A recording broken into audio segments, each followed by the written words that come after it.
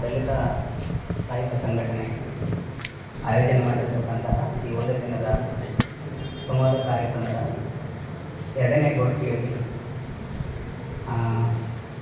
ಸಾಹಿತ್ಯ ಮತ್ತು ದಲಿತ ಚಳವಳಿ ಈ ಅಧಿವೇಶನದ ಅಧ್ಯಕ್ಷತೆಯನ್ನು ವಹಿಸಿರ್ತಕ್ಕಂಥ ನನ್ನ ಆತ್ಮೀಯರಾದ ಬಹಳ ಸೋಮುಖರವರೇ ಮತ್ತು ನನ್ನ ಜೊತೆಗೆ ನಮ್ಮ ಚಿಂತನೆಗಳನ್ನು ಹಂಚಿಕೊಂಡಿರ್ತಕ್ಕಂತಹ ನಾಡಿನ ಹೆಸರಾಂತ ಲೇಖಕರಾದ ತುಂಬಾಡಿ ರಾಮೇಶ್ವರವರೇ ಮತ್ತು ಈ ಗೋಷ್ಠಿಯನ್ನು ನಿರ್ವಹಣೆ ಮಾಡತಕ್ಕಂತಹ ಎಚ್ ಗೋವಿಂದಯ್ಯವರೇ ಮತ್ತು ಎಲ್ಲ ಸಾಹಿತ್ಯದ ಬಂಧುಗಳೇ,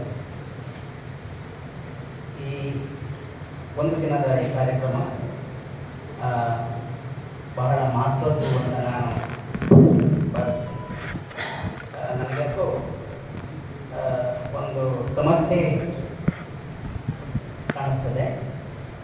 ಅದೇನಂತಂದರೆ, ಈ ವೇದಿಕೆಯನ್ನು ಈ ರೀತಿ ಕಂಪೋಸ್ ಮಾಡೋ ಬದಲು ರೌಂಡಕ್ಕೆ ಕೂತಿದ್ರೆ ನಾವು ಪರಸ್ಪರ ಒಬ್ಬರ ಮಕ್ಕಳನ್ನು ಒಬ್ಬರು ನೋಡ್ಕೊಂಡು ಸಂವಾದ ಮಾಡಲಿಕ್ಕೆ ಹೆಚ್ಚು ಉತ್ಸಾಹ ಮತ್ತು ಸ್ಫೂರ್ತಿ ಬರ್ತಿತ್ತು ಅಂತ ನನಗೆ ಅನಿಸಿತು. ಇರಲಿ, ಇದು ಭೌತಿಕವಾದ ಸಮಸ್ಯೆ. ನಾನು ಮೊದಲಿಗೆ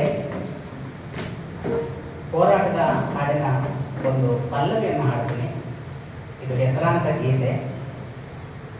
ಗೊತ್ತಿದ್ದವರು ಕೋರಸ್ ಕೊಡಬೇಕು ಅಂತ ತಮ್ಮಲ್ಲಿ ನಾನು ವಿನಂತಿಸಿಕೊಳ್ತೇನೆ.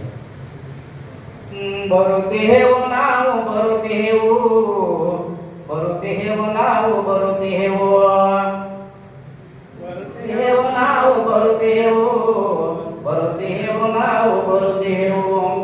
ಯುಗ ಯುಗಗಳಿಂದ ನೀವು ತುಳಿದ ಜನಗಳ ಕೊರಳ ದನಿಗಳು ನಾವು.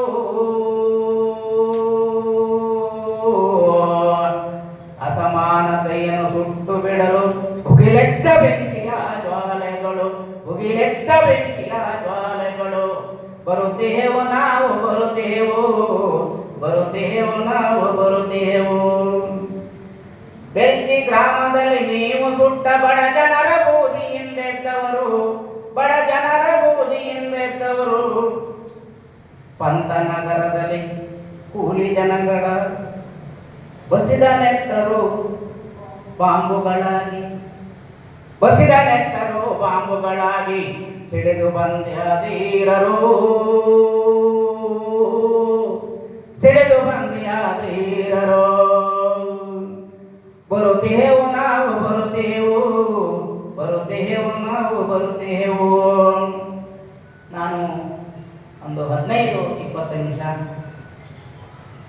ಕನ್ನಡ ಸಾಹಿತ್ಯ ಮತ್ತು ದಲಿತ ಚಳವಳಿಗೆ ಇರ್ತಕ್ಕಂಥ ಅಂತರ್ಸಂಬಂಧದ ಕುರಿತು ಕೆಲವು ಮುಖ್ಯ ವಿಚಾರಗಳನ್ನು ನಿಮ್ಮೊಂದಿಗೆ ಹಂಚಿಕೊಳ್ತೀನಿ.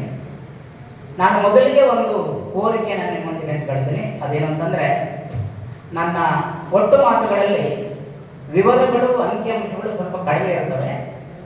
ತಾತ್ವಿಕವಾದ, ವೈಚಾರಿಕವಾದ ಸಂಗತಿಗಳನ್ನು ನಾನು ನಿಮ್ಮೊಂದಿಗೆ ಹಂಚಿಕೊಳ್ತೀನಿ. ಯಾಕಂತಂದರೆ ಇಲ್ಲಿರ್ತಕ್ಕಂಥವರಿಗೆ ನಾನು ಮುಂದೆ ಮಾತನಾಡಬಹುದಾದ ವಿವರಗಳು, ಮಾಹಿತಿಗಳು ಗೊತ್ತಿರ್ತವೆ ಅಂತ ನಾನು ಭಾವಿಸಿದೆ. ಮೇಷ್ಟ್ರು ಬರ್ಗೂರ್ ಸರ್ ಅವರು ತಮ್ಮ ದಿಕ್ಸೂಚಿ ಮಾತಿನಲ್ಲಿ ಒಂದು ಅಂಶವನ್ನು ಸೂಚಿಸಿದರು. ಅದೇನಂತಂದರೆ, ದಲಿತ ಬಂಡಾಯ ಚಳವಳಿ ಬಗ್ಗೆ ಮಾತಾಡುವ ಅನೇಕರಿಗೆ ಪೂರ್ವಗ್ರಹ ಇರುತ್ತದೆ. ನಾನು ಅದನ್ನು ಪೂರ್ಣ ಪ್ರಮಾಣದಲ್ಲಿ ಒಪ್ಪಿಕೊಳ್ತೇನೆ. ನಿರ್ದಿಷ್ಟವಾಗಿ ದಲಿತ ಚಳವಳಿಯನ್ನು ಕುರಿತು ಮಾತಾಡುವಾಗ ಏನು ಅನ್ನೋದನ್ನು ವಿಸ್ತರಿಸ್ತೇನೆ. ಕಳೆದ 50 ವರ್ಷಗಳ ಅವಧಿಯಲ್ಲಿ ದಲಿತ ಚಳವಳಿಯ ಬಗ್ಗೆ ಮತ್ತು ಇತ್ತೀಚಿನ ದಿನಗಳಲ್ಲಿ ದಲಿತ ಚಳವಳಿಯ ಬಗ್ಗೆ ಮಾತಾಡುವವರು ಮತ್ತು ಬರೆಯುವವರು ಎರಡೇ ಅಂಶಗಳನ್ನು ಮಾತ್ರ ಅವರು ಪ್ರಸ್ತಾಪ ಮಾಡ್ತಿದ್ದಾರೆ. ಏನು ಅಂತಂದರೆ, ಒಂದು ಟೀಕೆ, ಮತ್ತೊಂದು ಉಪದೇಶ. ಇದನ್ನು ಬಿಟ್ಟು ಬೇರೆ ಬಂಡವಾಳ ಇಲ್ಲ ಅವರಿಗೆ. ಯಾಕೆ ಅಂತ ಕೇಳಿದ್ರೆ, ದಲಿತರು ಪಾರಂಪರಿಕವಾಗಿ ಕೂಲಿ ಆಳುಗಳು. ಜಮೀನ್ದಾರ ಮನೆಯಲ್ಲಿ ಕೂಲಿ ಕೆಲಸ ಮಾಡುವಾಗ ಜಮೀನ್ದಾರ ಏನು ಮಾಡಿರ್ತಾರೆ, ಇವರು ಮಾಡುವ ಕೆಲಸದ ಬಗ್ಗೆ ಟೀಕೆ ಮಾಡಿರ್ತಾರೆ, ಕೆಲವೇ ಉಪದೇಶ ಮಾಡಿರ್ತಾರೆ. ಈ ಫ್ಯೂಡಲ್ ಧೋರಣೆ ಏನಿದೆಯಲ್ಲ, ಇದು ಆಧುನೀಕರಣಗೊಂಡು ಅಕಾಡೆಮಿಕ್ ವಲಯವನ್ನು ಪ್ರವೇಶ ಮಾಡಿದೆ. ಅದು ಬೌದ್ಧಿಕ ಜಾಣ್ಮೆಯ ರೂಪವನ್ನು ಪಡೆದು ದಲಿತ ಚಳುವಳಿಯ ಬಗ್ಗೆ ವಿಮರ್ಶೆ ಮಾಡ್ತೀನಿ ಎಂಬ ವೇಷದಲ್ಲಿ ಟೀಕೆ ಮಾಡ್ತಾ ಇದೆ ಮತ್ತು ಉಪದೇಶ ಮಾಡ್ತಾ ಇದೆ. ಯಾರೋ ಒಬ್ಬರು ಪ್ರಜಾವಾಣಿ ಪತ್ರಿಕೆಯಲ್ಲಿ ಬರೆದ್ರು, ದಲಿತ ಚಳುವಳಿ ನುಡಿ ಕೊಡಲಿಲ್ಲ ಅಂತ. ಏನು ನುಡಿ ಕೊಡಬೇಕು? 50 ವರ್ಷಗಳ ದಲಿತ ಚಳುವಳಿ ಬಗ್ಗೆ ಏನಿದೆ ಆಕಾರ ಸಂಪನ್ಮೂಲ ಅವರಿಗೆ? ಏನೂ ಇಲ್ಲ. ದಲಿತ ಚಳುವಳಿ ನುಡಿ ಕೊಡಲಿಲ್ಲ ಅಂದ್ರೆ ಅವರು ಅಪೇಕ್ಷೆ ಪಟ್ಟಿದ್ದನ್ನು ಕೊಡಲಿಲ್ಲ ಅಂತ. ದಲಿತ ಚಳುವಳಿ ಏನಿದೆ ಅಂತ ನೋಡಲಿಲ್ಲ, ನಮ್ಮ ಅಪೇಕ್ಷೆನೇ ಈಡೇರ್ತಿಲ್ಲ ಅಂತ. ಇದಲ್ಲ ಇದು. ಅದಕ್ಕೆ ನಾನು ಹೇಳಿದಿರೋದು, ಟೀಕೆ ಮತ್ತು ಉಪದೇಶದ ಆಚೆಗೆ ದಲಿತ ಚಳುವಳಿಯನ್ನು ಅರ್ಥ ಮಾಡಬೇಕು. 1960-70ರ ದಶಕ ಭಾರತದಲ್ಲಿ ಚಳುವಳಿಗಳು ಹುಟ್ಟಿದ ಕಾಲ. 1990ರ ನಂತರ ಇಡೀ ಭಾರತದಲ್ಲಿ ಚಳುವಳಿಗಳು ಕವಲು ಒಡೆದ ಕಾಲ. ನಾನು ವಿಘಟನೆ ಅಂತ ಒಪ್ಕೊಳ್ಳಕ್ಕೆ ಸಿದ್ಧನಿಲ್ಲ. ವಿಘಟನೆ ಎಂಬ ಪದ ಶತ್ರು ವಲಯದ ಕೊಂಡೋಟವೇ ಹೊರತು ಹೋರಾಟ ಚಳುವಳಿಯ ಒಳಗಡೆಯ ಆತ್ಮವಿಮರ್ಶೆ ಅಲ್ಲ. ಆ ಕಾರಣಕ್ಕಾಗಿ 90ರ ದಶಕದ ನಂತರ ಇಡೀ ಭಾರತದಲ್ಲಿ ಎಲ್ಲ ಪ್ರಗತಿಪರ ಚಳುವಳಿಗಳ ಕವಲೊಡೆದ ಕಾಲ. ಇನ್ನು ಇತ್ತೀಚಿನ ದಿನಗಳಲ್ಲಿ ಎಲ್ಲ ಪ್ರಗತಿಪರ ಚಳುವಳಿಗಳ ಐಕ್ಯತೆಯ ಕಾಲ ಮತ್ತು ಕೂಡು ಹೋರಾಟದ ಕಾಲ. ಇದು ಕೂಡು ಹೋರಾಟದ ಕಾಲ. ಇತ್ತೀಚೆಗೆ ನಡೆದಂತ ಯಾವುದಾದ್ರು ಹೋರಾಟ ಮೊನ್ನೆ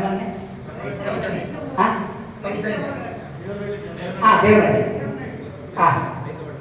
ರೈತ ಹೋರಾಟದಲ್ಲಿ ನಾವು ಗಮನಿಸಿದ್ದೀವಿ ಮತ್ತು ಸೋಷಿಯಲ್ ಮೀಡಿಯಾದಲ್ಲಿ ಎಲ್ಲ ಮೀಡಿಯಾದಲ್ಲಿ ಬಂದಿದೆ.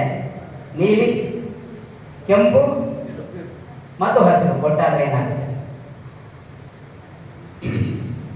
ಇನ್ನೊಂದು ಅಂಶವನ್ನ ನಾನು ಇಲ್ಲ ಹೇಳ್ತೀನಿ ಅಂತಂದ್ರೆ, 1947 ಅಂದ ತಕ್ಷಣನೇ ಸ್ವಾತಂತ್ರ್ಯ ಬಂತು. ಅದನ್ನ ಮತ್ತೊಂದು ಆಯಾಮದಲ್ಲಿ ಹೇಳೋದಾದ್ರೆ ಅಧಿಕಾರ ಹಸ್ತಾಂತರ ಆಯಿತು. ಬ್ರಿಟಿಷರಿಂದ ಇಂಡಿಯಾದ ಆಳುವವರಿಗೆ ಅಧಿಕಾರ ಹಸ್ತಾಂತರ ಆಯಿತು. 1950ನೇ ಇಸ್ವಿ ಜನವರಿ 26ನೇ ತಾರೀಕು ಭಾರತ ಸಂವಿಧಾನವನ್ನು ಒಪ್ಪಿಕೊಂಡು ಇದು ಕಾನೂನು ಗ್ರಂಥ ಅಂತ ಜಾರಿಗೆ ತರಲಾಯಿತು. ಇಷ್ಟೆಲ್ಲ ಆಗಿಯೂ ಕೂಡ ಇಡೀ ಭಾರತದ ಅನೇಕ ಭಾಗಗಳಲ್ಲಿ 60ರ ದಶಕದಲ್ಲಿ ಅನ್ಯಾಯ, ಅಸಮಾನತೆ, ಶೋಷಣೆ, ಅಪಮಾನವನ್ನು ವಿರೋಧಿಸಿ ಯಾಕಾಗಿ ಚಳುವಳಿಗಳು ಹುಟ್ಟಬೇಕಾಯಿತು? ಇದು ಅತ್ಯಂತ ಮೂಲಭೂತವಾದ ಪ್ರಶ್ನೆ. ಸ್ವಾತಂತ್ರ್ಯ ಬಂತಲ್ಲವ, ಬ್ರಿಟಿಷರಿಂದ ಅಧಿಕಾರ ಇವರಿಗೆ ಬಂತಲ್ಲ, ಆಳುವರ್ಗಕ್ಕೆ ಸಂವಿಧಾನ ಜಾರಿ ಬಂತಲ್ಲ, ಮತ್ತೆ ಚಳುವಳಿಗಳು ಹುಟ್ಟುವಂತ ಅವಶ್ಯಕತೆ ಏನಿದೆ? ಯಾಕೆ ಹುಟ್ಟಿದು? ಇದು ಅತ್ಯಂತ ಮೂಲಭೂತವಾದ ಪ್ರಶ್ನೆ. ಇದುವರೆಗೂ ಈ ಮೂಲಭೂತವಾದ ಪ್ರಶ್ನೆ ನಾವು ಕೇಳ್ಕೊಂಡೇ ಇಲ್ಲ. ಕೇವಲ 15 ವರ್ಷಗಳಲ್ಲಿ ವೀರೋಚಿತವಾದ ಹೋರಾಟಗಳು, ಬದುಕು ಹಕ್ಕಿಗಾಗಿ, ಭೂಮಿಗಾಗಿ, ಅಸಮಾನತೆಗಾಗಿ, ಅಪಮಾನದ ವಿರೋಧಕ್ಕಾಗಿ, ಘನತೆಯ ಬದುಕಿನ ನಿರ್ಮಾಣಕ್ಕಾಗಿ ಸ್ವಾತಂತ್ರ್ಯ ಬಂದು ಸಂವಿಧಾನವನ್ನು ಒಪ್ಪಿಕೊಂಡು 15 ವರ್ಷಗಳ ಒಳಗಡೆ ಭಾರತದಲ್ಲಿಂದ ಚಳುವಳಿ ನಡೀತವಂತಂದ್ರೆ ಅದು ಅಧಿಕಾರ ಹಸ್ತಾಂತರ ಎಂಬ ಆ ರಾಜಕೀಯ ಘಟನೆಗೆ ಮತ್ತು ಭಾರತ ಸಂವಿಧಾನದ ಆಚರಣೆಗೆ ಬರೆದಂತ ಭಾಷ್ಯ ಎಂಬುದನ್ನು ನಾವು ಗಮನಿಸಬೇಕು. ಒಂದು ವ್ಯವಸ್ಥೆಯ ಅತ್ಯಂತ ಸೂಕ್ಷ್ಮವಾಗಿರ್ತಕ್ಕಂಥ ವೈರುಧ್ಯಗಳು ಏನಿರ್ತದೆ ಅಂತ ಕೇಳಿದ್ರೆ, ಅಧಿಕಾರ ಹಸ್ತಾಂತರಣ ಆಯಿತು, ಸಂವಿಧಾನ ಜಾರಿಗೆ ಬಂತು, ಪಂಚವಾರ್ಷಿಕ ಯೋಜನೆಗಳು ಬಂದು, ಅಭಿವೃದ್ಧಿ ಎಲ್ಲೋ ಜಾರಿಗೆ ಬಂದು. ಆದರೆ ಹಳ್ಳಿಗಾಡಿನಲ್ಲಿ ಅಥವಾ ಸಾಮಾನ್ಯ ಜನರ ಬದುಕಿನಲ್ಲಿ, ಮಹಿಳೆಯರ ಬದುಕಿನಲ್ಲಿ, ಶ್ರಮಿಕರ ಬದುಕಿನಲ್ಲಿ, ದಲಿತರ ಬದುಕಿನಲ್ಲಿ ಆಮೂಲಾಗ್ರವಾದ ಬದಲಾವಣೆಯನ್ನು ಮಾಡಲಿಲ್ಲ ಕಲ್ಯಾಣ ರಾಜ್ಯ. ಅದು ಅಸಮಾನತೆಯನ್ನು ಮುಂದುವರಿಸಿತು. ಒಂದು ಕಡೆ ಪ್ರಭುತ್ವ ಅಸಮಾನತೆಯನ್ನು ಮುಂದುವರಿಸಿತು. ಅದೇ ಕಾಲಕ್ಕೆ ಪ್ರಭುತ್ವವೇ ಕೊಟ್ಟ ಶಿಕ್ಷಣದ ಮೂಲಕ ಈ ಯಾವೆಲ್ಲ ಅನ್ಯಾಯ, ಅಸಮಾನತೆಗಳನ್ನ ಈ ವ್ಯವಸ್ಥೆ ಮುಂದುವರಿಸುತ್ತಲ್ಲ, ಅದನ್ನ ಪ್ರಶ್ನೆ ಮಾಡುವ ಮತ್ತು ಅದರ ವಿರುದ್ಧ ಹೋರಾಟ ಮಾಡುವ ಹಕ್ಕನ್ನ ಸಂವಿಧಾನ ಕೊಟ್ಟಿತು ಎಂಬುದು ಅಷ್ಟೇ ನಿಜ.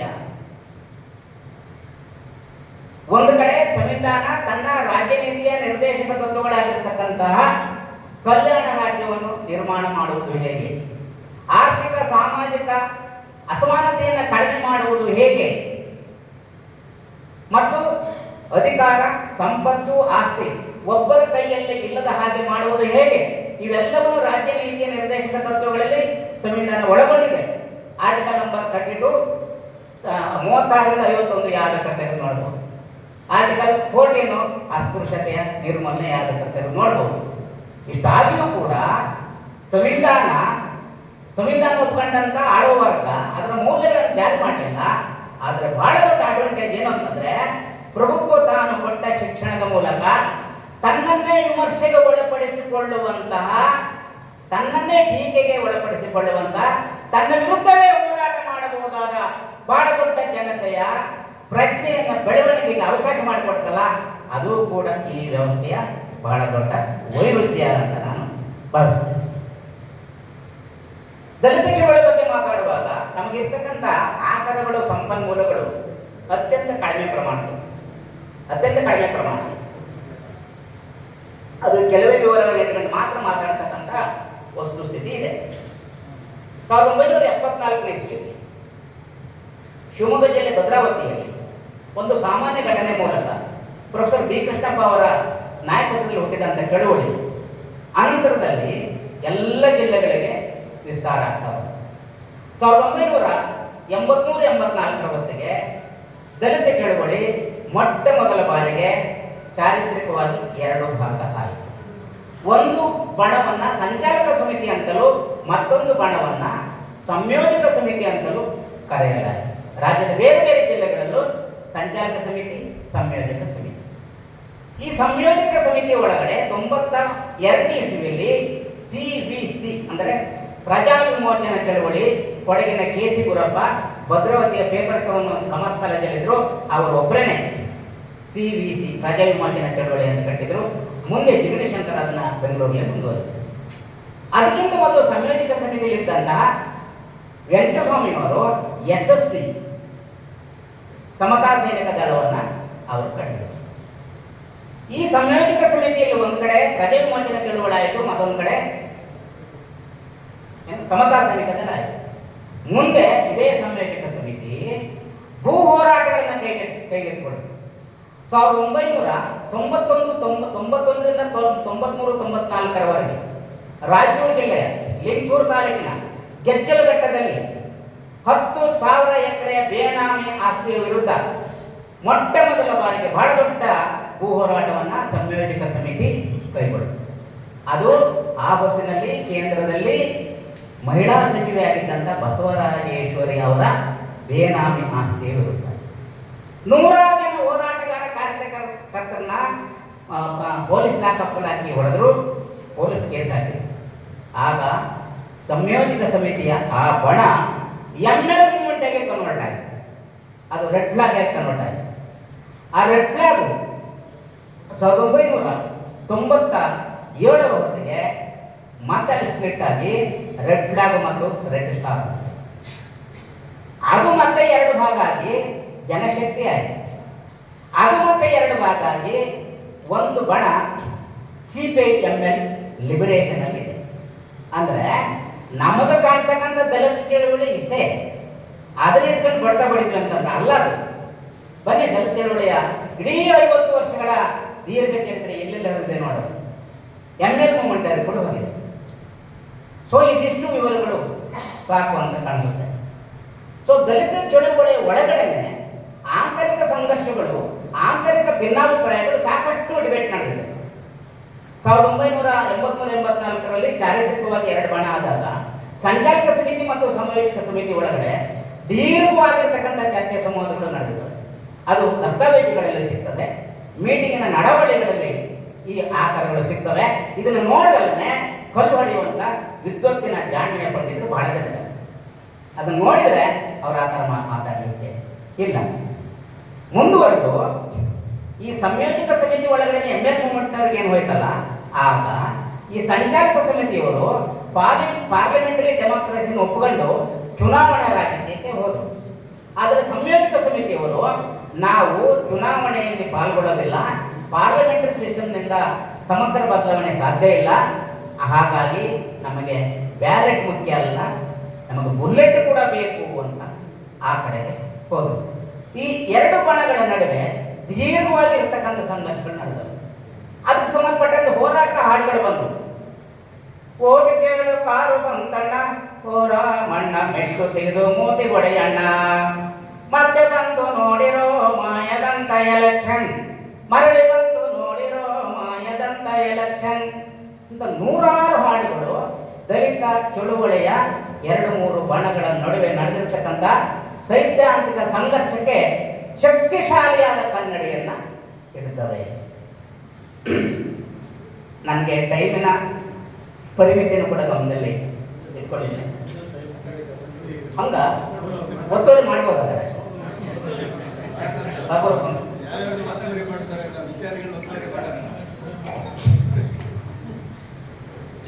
ನಾನು ಎಷ್ಟು ಸಲ ಟೈಮಿಗೆ ಬೆಲೆ ಪಟ್ಬಿಟ್ಟು ಈ ಕಂಟ್ರೋಲ್ ಮಾಡಿ ಕೆಲವನ್ನ ಶ್ರಿಂಕ್ ಮಾಡತಕ್ಕಂಥ ಅಪಾಯಕ್ಕೆ ನನ್ನನ್ನೇ ನಾನು ಒಡ್ಡಿಕೊಳ್ಳತಕ್ಕಂಥ ಉದಾಹರಣೆಗಳು ಕೂಡ ಇದೆ. ಸೊ ದಲಿತ ಚಳುವಳಿಯನ್ನು ಇಡಿಯಾಗಿ ಕೆಲವು ಮಾಹಿತಿ ಅಂಕಿಅಂಶಗಳ ಮೂಲಕ ಮಾತಾಡಲಿಕ್ಕೆ ಬರೋದಿಲ್ಲ. ಅದು ಮಾಡಬಾರ್ದು. ಹಾಗೆ ಮಾಡೋದಿದ್ರೆ ಸಮಗ್ರವಾಗಿರ್ತಕ್ಕಂಥ ಆಕಾರ ಸಂಪನ್ಮೂಲ ತೆಗೆದುಕೊಳ್ಳೋದು. ಬಟ್ ಒಂದು ಬಹಳ ದೊಡ್ಡ ಕೊರತೆ ಏನಪ್ಪ ಅಂದರೆ, ಕಳೆದ 50 ವರ್ಷಗಳ ದಲಿತ ಚಳುವಳಿಯ ಬಗೆಗೆ ಯಾವುದೇ ನಮಗೆ ಶಕ್ತಿಶಾಲಿಯಾದ ಸಮಗ್ರವಾದ ಆಕಾರಗಳು ಸಿಗೋದಿಲ್ಲ. ಗೋಡೆ ಬರಹಗಳಿರ್ಬೋದು, ಕರಪತ್ರಗಳಿರ್ಬೋದು, ಪೊಲೀಸ್ ಕಂಪ್ಲೇಂಟ್ಗಳಿರ್ಬೋದು, ಇವ್ಯಾವು ಕೂಡ ಸಿಗೋದಿಲ್ಲ. ಒಂದೇ ಒಂದು ಸೋರ್ಸಸ್ ಅಂದರೆ ಪಂಚಮ ಪತ್ರಿಕೆಯ 2 ಸಂಪುಟಗಳು ಮಂಗಳೂರು ವಿಜಯ ಅವರ ಹತ್ರ ಇದೆ. ಅದರ ಪುಟಗಳಲ್ಲಿ 1974ರಿಂದ 84-85ರವರೆಗೆ ಈ ನಾಡಿನ ಹಳ್ಳಿಗಳ ಗ್ರಾಮಗಳಲ್ಲಿ ದಲಿತರ ಮೇಲೆ ನಡೆದಿರ್ತಕ್ಕಂಥ ಅತ್ಯಾಚಾರ, ಮಾನಭಂಗ, ಕೊಲೆ ಇವೆಲ್ಲವೂ ರಕ್ತಸಿಕ್ತ ಚರಿತ್ರೆ ಪಂಚಮ ಪತ್ರಿಕೆಯಲ್ಲಿ ದಾಖಲಾಗಿದೆ. ದಯವಿಟ್ಟು ದಲಿತ ಚಳುವಳಿ ಬಗ್ಗೆ ನಮ್ಗೆ ಆಸಕ್ತಿ ಕುತೂಹಲ ಇದ್ರೆ ಪಂಚಮ ಪತ್ರಿಕೆಯನ್ನು ನೋಡಬೇಕು. ದಲಿತ ಚಳುವಳಿ ಹುಟ್ಟೋಕ್ಕಿಂತ ಮೊದಲು ನಮ್ಮ ಗ್ರಾಮೀಣ ಸಮಾಜದಲ್ಲಿ ಶೋಷಣೆ, ಅನ್ಯಾಯ, ಅಪಮಾನ ಸಾಂಪ್ರದಾಯಿಕವಾಗಿತ್ತು. ಯಾವಾಗ ದಲಿತರು ಸ್ವಾಭಿಮಾನದಿಂದ ಹೋರಾಟಕ್ಕೆ ಇಳಿದ್ರೋ ಆಗ ಫ್ಯೂಡಲ್ ಶಕ್ತಿಗಳೇನಾದರೂ ಇವರ ಬಗೆಗೆ ದ್ವೇಷ, ಹಗೆತನವನ್ನ ಸಂಘಟನಾತ್ಮಕ ಶಕ್ತಿಯ ಮೂಲಕ ಹೆಚ್ಚಿಸಿಕೊಂಡರು. ಎಂ.ಡಿ. ಗಂಗಯ್ಯ ಫ್ರಮ್ ಚಿಕ್ಕಮಗಳೂರು, ರಾಜ್ಯ ಸಂಚಾಲಕರು, ಅವರು ಹುಲ್ಲೆಮನೆ ಭೂ ಹೋರಾಟ, ಮೂಡಿಗೆರೆ ತಾಲೂಕು ಹುಲ್ಲೆಮನೆ ಭೂ ಹೋರಾಟ, ಅದಕ್ಕೆ ಸಂಬಂಧಪಟ್ಟ ಹಾಗೆ ಮೂಡಿಗೆರೆಯ ಎಸ್ ಐ ಹತ್ರ ಮಾತಾಡಕ್ಕೆ ಹೋದ್ರೆ, ಆಲ್ದೂರಿನ ಎಸ್ ಐ ಹತ್ರ ಮಾತಾಡಕ್ಕೆ ಹೋದ್ರೆ ಆಲ್ದೂರಿನ ಎಸ್ ಐ ಅವರನ್ನು ಬಟ್ಟೆ ಬಿಡಿಸಿ ಹೊಡೆದು ಕೇವಲ ಅಂಡರ್ವೇರಲ್ಲಿ 24 ಗಂಟೆ ಲಾಕಪ್ ಇದೆ. ರಾಜ್ಯ ಸಂಚಾಲಕ ಒಬ್ಬನನ್ನ ಲಾಕಪ್ಗೆ ಹಾಕಿದ್ದಾರೆ ಅಂತಂದ್ರೆ ನನ್ನ ಕಾರ್ಯಕರ್ತರ ಪಾಡೆ ಎಷ್ಟು ಜನಕ್ಕೆ ಪೊಲೀಸರು ಹೊಡ್ತಾರೆ, ಎಷ್ಟು ಜನಕ್ಕೆ ಭೂಮಾಲೀಕರು ಹೊಡ್ತಾರೆ, ಈ ಮಾಹಿತಿಗಳು ಗೊತ್ತಿಲ್ಲ. ಆದರೆ ದಲಿತ ಚಳವಳಿಯನ್ನ ಟೀಕೆ ಮಾಡೋದಕ್ಕೆ, ಉಪದೇಶ ಮಾಡೋದಕ್ಕೆ ಬಳಸುವಂತ 2-3 ಪ್ರಸಿದ್ಧ ಮಾಹಿತಿಗಳು ಯಾವುದು ಅಂತಂದ್ರೆ ಅದು ಸಿದ್ಧಲಿಂಗಯ್ಯ ಗೊತ್ತಲ್ಲ, ಚಳುವಳಿ ಬಿಟ್ಟರೆ MLC ಆಗ್ಬಿಟ್ರು, ಅದು ಒಂದೇ, ಅದೊಂದೇ ಗೊತ್ತಿರೋದು. ಇನ್ನು ಉಳಿಕೆ ಗೊತ್ತಿಲ್ಲ ಮತ್ತು ಬೇಕಾಗಿಲ್ಲ. ಯಾಕಂದ್ರೆ ಫ್ಯೂಡಲ್ ಧೋರಣೆ, ಅದು ಫ್ಯೂಡಲ್ ಧೋರಣೆಗೆ ಅದು ಬೇಕಾಗಿಲ್ಲ. ಎರಡನೇದು ದೇವನೂರು ಶಿವಮಲ್ಲ ಗೊತ್ತಲ್ಲ, ಅವರು ವಯಸ್ಕರ ಶಿಕ್ಷಣಕ್ಕೆ ಅಧ್ಯಕ್ಷರಾಗ್ಬಿಟ್ರು. ಹಾಸನ ಚಂದ್ರಪುರ ಸತ್ಯಾಗಿ ಗೊತ್ತಲ್ಲ, ಅವರು ಕೊಳಚೆ ನಿರ್ಮೂಲನಾ ಮಂಡಳಿಗೆ ಅಧ್ಯಕ್ಷರಾಗ್ಬಿಟ್ರು. ದಲಿತ ಚಳವಳಿ ಹೋಯ್ತು, ಎಲ್ಲ ಮಾರ್ಕೊಂಡ್ಬಿಟ್ರು. ಹಂಗಲ್ಲ, ದಲಿತ ಚಳವಳಿಯನ್ನ ಕಟ್ಟುತ್ತಿರುವಾಗಲೇ ಹೈಯರ್ ಎಜುಕೇಷನ್ಗೆ ಹೋಗಬಹುದಾದವರು ಉನ್ನತ ಶಿಕ್ಷಣಕ್ಕೆ ಹೋಗದಲ್ಲೇ ಅರ್ಧಕ್ಕೆ ಎಜುಕೇಷನ್ ನಿಲ್ಲಿಸಿದ್ದಾರೆ. SSLC ಓದಿದವರು PUC ಹೋಗ್ಬಹುದಾದ್ರು PUC ಹೋಗಲಿಲ್ಲ. PUC ಪಾಸಾದವರು BA ಹೋಗ್ಬೋದಾಗಿದ್ರು BA ಓದಲಿಲ್ಲ. ಆರ್ಮಾನ್ಸಯ್ಯ ದೊಡ್ಡ ಉದಾಹರಣೆ, ಬಹಳ ದೊಡ್ಡ ಸ್ಕಾಲರ್ ಕರ್ನಾಟಕದಲ್ಲಿ, ಹೋರಾಟಗಾರ, ಕವಿ, ಚಿಂತಕ, ಭಾಷಣಕಾರ, ಇಂಗ್ಲಿಷಲ್ಲಿ ಭಾಷಣ ಮಾಡ್ತಾರೆ ಬಹಿರಂಗ ಸಭೆಯಲ್ಲಿ. ಆರ್ಮಾನ್ಸಯ್ಯ ಎಜುಕೇಷನ್ ಏನು? PUC. ಇದೇ ಓದಕ್ಕಾಗಲಿಲ್ಲ, ಚಳುವಳಿ ಸಲುವಾಗಿ. ನೌಕರಲ್ಲಿದ್ದರೂ ರಿಸೈನ್ ಮಾಡಿ ಚಳುವಳಿಗೆ ಬಂದರಲ್ಲ ಸ್ವಾಮಿ. ಕೋರ್ಟ್ಗೆ ಅನಡೆ ರಾಮಯ್ಯ, ಬ್ಯಾಂಕ್ ಎಂಪ್ಲಾಯ್ ವಾಪಸ್ ಬಂದ್ರಲ್ವ ಚಳುವಳಿಯಿಂದ. ಚಳುವಳಿಯ ಕಟ್ಟುವ ಸಲುವಾಗಿ ಹೆಂಡ್ರು ಮಕ್ಕಳನ್ನು ಉಪವಾಸ ಇಟ್ಟು ಹೋಗಿ ಇವತ್ತು ಬೆಳಿಗ್ಗೆ ಒಬ್ಬ DSSನ ಕಾರ್ಯಕರ್ತ ಹೊರಟ ಅಂತಂದ್ರೆ ಮನೆಗೆ ಎಷ್ಟೊತ್ತಿಗೆ ಬರ್ತಾನೆ, ಯಾವ ದಿವಸ ಬರ್ತಾನೆ ಅಂತ ಅವರಿಗೂ ಗೊತ್ತಿರಲಿಲ್ಲ, ಮನೆಯವರಿಗೂ ಗೊತ್ತಿರಲಿಲ್ಲ. ಈಗ ನನಗೆ ಫೋನ್ ಇಲ್ಲ, ಮೊಬೈಲ್ ಇಲ್ಲ, ಸುಡುಗಾಡಿಲ್ಲ, ಇಂಥ ಯಾವ ವಿವರಗಳು ಗೊತ್ತಿಲ್ಲದೆ ಸಿದ್ಧಲಿಂಗಯ್ಯ MLC ಆದ ಚಳುವಳಿ ಕೊಂದ, ಸಿದ್ಧಲಿಂಗಯ್ಯ MLC ಆದ ಚಳುವಳಿ ಎಷ್ಟು ದಿವಸ ಹೇಳೋದಾಗ್ತದೆ. ಈ ಭಜನೆ ಬಿಟ್ಬಿಡೋಣ. ಸೊ ದಲಿತ ಚಳುವಳಿ ಅಂತಂದ್ರೆ ಅದು ಬಹಳ ಸಂಕೀರ್ಣವಾಗಿದೆ. ಅದು ನೂರಾರು ಜನ ಕಾರ್ಯಕರ್ತರನ್ನ, ಹೋರಾಟಗಾರನ್ನ ಹೋರಾಟಗಾರನಾಗಿ ಮಾರ್ಪಡಿಸಿದೆ. ಕನ್ನಡ ಸಾಹಿತ್ಯಕ್ಕೆ ಅದರದ್ದಾಗಿರ್ತಕ್ಕಂಥ ಬಹಳ ದೊಡ್ಡ ಕಾಂಟ್ರಿಬ್ಯೂಷನ್ ಅನ್ನ ದಲಿತ ಚಳವಳಿ ಕೊಟ್ಟಿದೆ.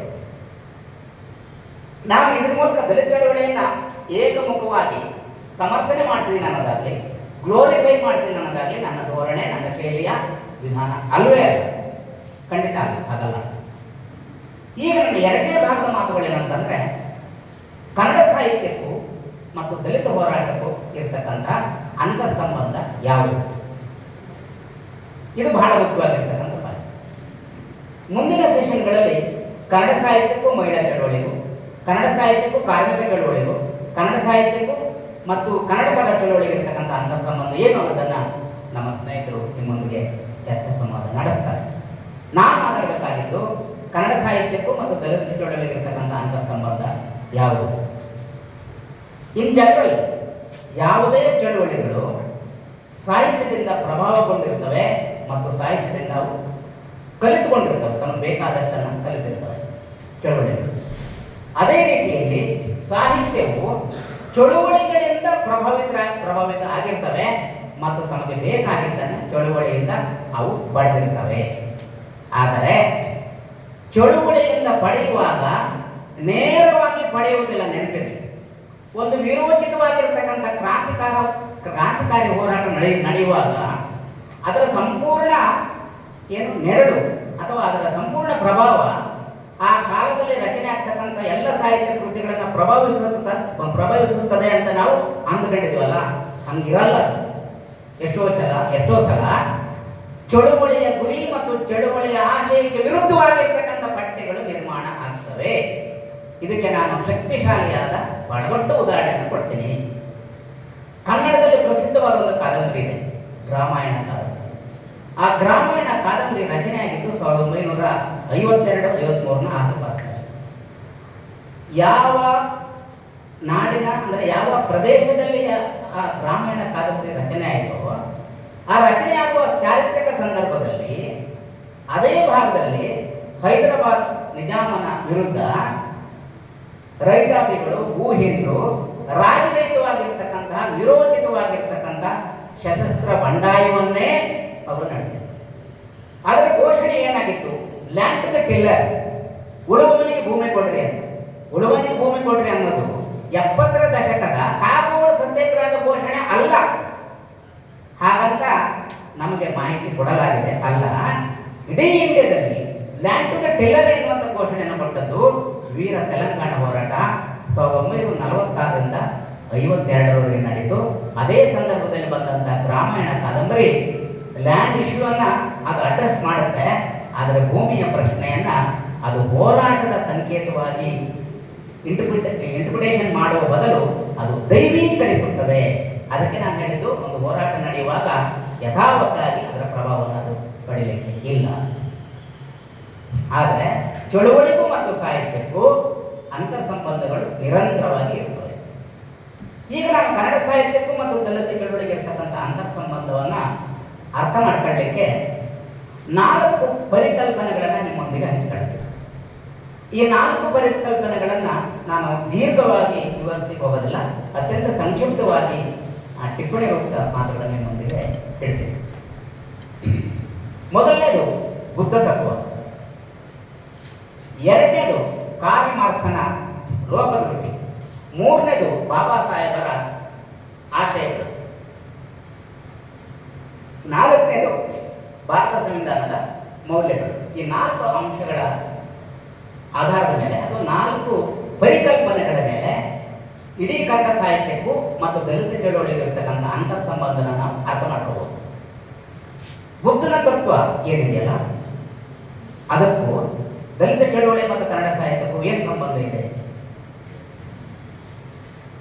ಇದನ್ನ ವಿಶ್ಲೇಷಣೆ ಮಾಡುವಾಗ ಬುದ್ಧನ ಬಗ್ಗೆ ಎಷ್ಟು ಕಥೆಗಳು ಬಂದವೆ, ಎಷ್ಟು ಕಾದಂಬರಿಗಳು ಬಂದವೆ, ಎಷ್ಟು ಪದ್ಯಗಳು ಬಂದವೆ ಅಂತ ಒಂದು ಕಡೆ ರಾಶಿ ಹಾಕೋದಲ್ಲ. ಅದು MA ಮಾಡುವಂಥವ್ರು ಅಸೈನ್ಮೆಂಟ್ ಮಾಡ್ಬೋದು ಅಷ್ಟೇ, ಹಾಗಲ್ಲ. ಮತ್ತು ಇಡೀ ಕನ್ನಡ ಸಾಹಿತ್ಯವೇ ಬುದ್ಧನ ಆಶಯಗಳಿಂದ ಕ್ರಿಯೇಟ್ ಆಗಿದೆ ಅಂತಲೂ ಸರಳೀಕರಿಸುವುದು ಕೂಡ ಅಲ್ಲ. ದಲಿತ ಚಳವಳಿಯನ್ನು ಪ್ರಭಾವಿಸುವುದು ಬುದ್ಧ ತತ್ವ ಅಂತಲೂ ಕೂಡ ಅಲ್ಲ. ಮತ್ತೆ ಹೆಂಗಂತ ಕೇಳಿದ್ರೆ, ಇಡೀ ಕನ್ನಡ ಸಾಹಿತ್ಯಕ್ಕೆ ಬಹಳ ದೊಡ್ಡ ಒಂದು ಗುಣ ಇದೆ. ಅದೇನಂತಂದ್ರೆ ಪರಿವರ್ತನಶೀಲ ಗುಣ ಇದೆ ಕನ್ನಡ ಸಾಹಿತ್ಯಕ್ಕೆ. ನೀವು ಎಲ್ಲಿ ಬೇಕು ಅಂತ ನೋಡಿ, ಎಲ್ಲಿ ಬೇಕಾದ್ರೆ ಯಾವುದೇ ಮಾಹಿತಿನ ತೆಗೆದು ನೋಡ್ರಿ, ಬಹಳ ದೊಡ್ಡ ಪರಿವರ್ತನಶೀಲ ಗುಣ ಇದೆ. ಬರ್ಗೂರು ನೆಕ್ಸ್ಟ್ ಇದನ್ನ ಕನ್ನಡ ಸಾಹಿತ್ಯದ ಸ್ವಾತಂತ್ರ್ಯ